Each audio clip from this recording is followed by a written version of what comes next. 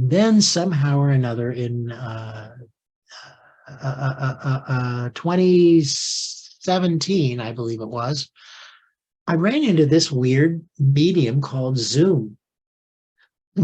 And I was fascinated with how might we be able to use that in our practices in hypnotherapy. What a wonderful opportunity it seemed to offer. But see, I'm one of these guys who literally in the 80s, when we were still we were connecting on computers, but we were doing it at a DOS prompt like Jumpin' Jack Flash. You might remember a period of time when it was just text on a screen. And among that text on a screen group, I made connection through what were then called alt news groups with Roy Hunter, with Will Horton, with Kevin Hogan, and people that a number of people that y'all might know, and we had this group all about hypnosis and hypnotherapy. And in that group, one of the questions that vexed me from the beginning is, since all we had was text, can you do hypnosis just with text? What can you do? I was always looking for what is another way to use whatever it is that we've got to be able to interact with people in this special way as hypnotists that we can. So, we had big discussions about when to use capital letters and when not to, and if italics could be useful for a certain kind of, how do you deal with linguistic nuances in text only, right? Then the next thing that showed up was something called see you, see me, I think, or see me, see you. I forget which way it was, but one of those two things. And that one did just the opposite. That one had pictures and then text that you could type. So instead of opening up the world of sound, we now had video and text.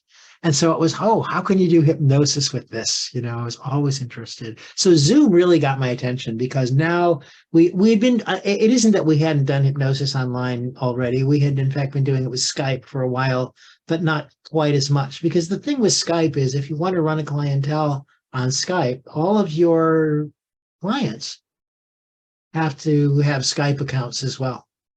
Zoom was this weird thing that all I had to do was send a link to anybody. They didn't have to set up an account. They didn't have to do anything. They could click the link and come to the meeting, just like you all, are here for this meeting now.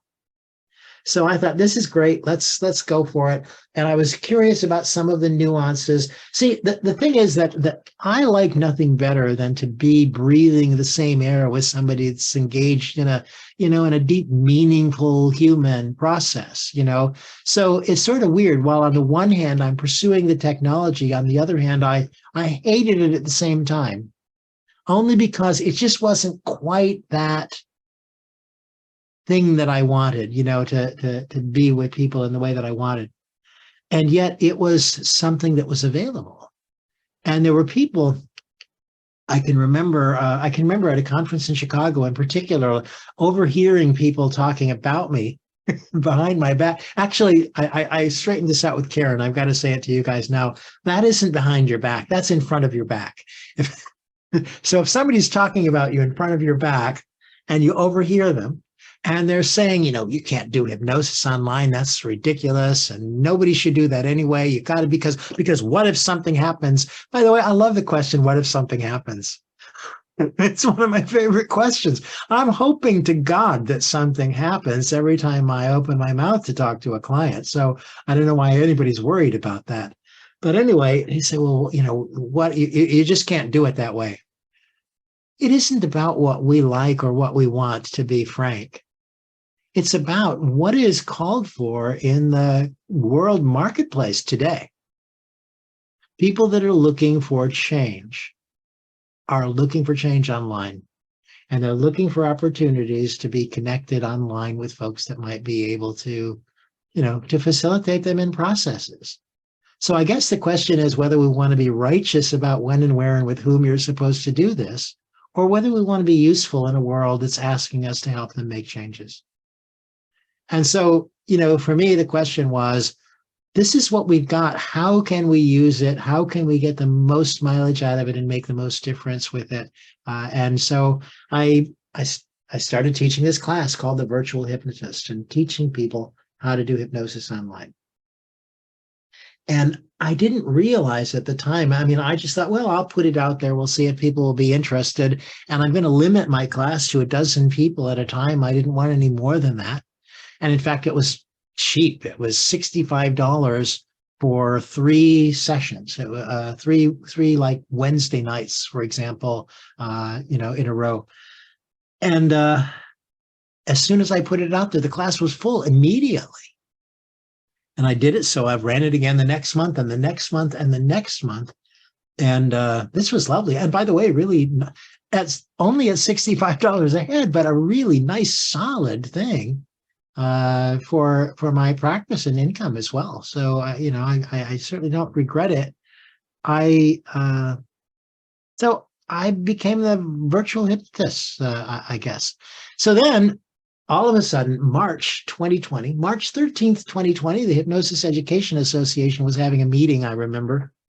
And one of the things that was happening at that meeting was, instead of shaking hands, we were fist bumping or elbow bumping with one another, and then kind of chuckling under our breath, like, isn't this silly? I guess we're not really supposed to touch each other, and 2 days later, the world shut down.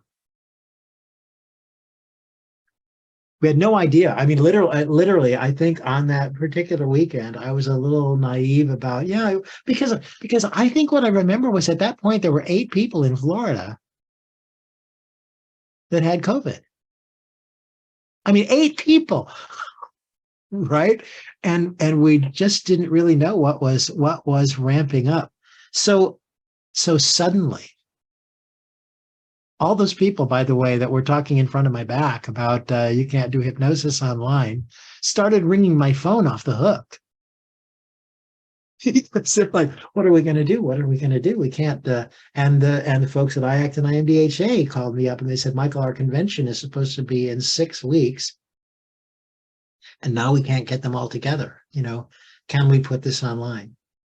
And so IACT and IMDHA ran, at least as I assess it, the first live hypnosis conference online 6 weeks after AIDS curtain came down. There were a few other things that had been done online. Scott Sandlin did a really great event a few years earlier online that was just kind of a one-off special thing, but it wasn't live. It was all pre-recorded stuff. So I don't want to take away from that. That is, it was beginning. It was an idea, I think, whose time had come and opportunities, forced our hand. And so here we are online, and here we are now having this conversation here as the continuing evolution of how it is we use Zoom, not only with our clients, but in our attempt to become more educated, in our attempt to be more of a community, et cetera, et cetera. So it was a great thing that happened.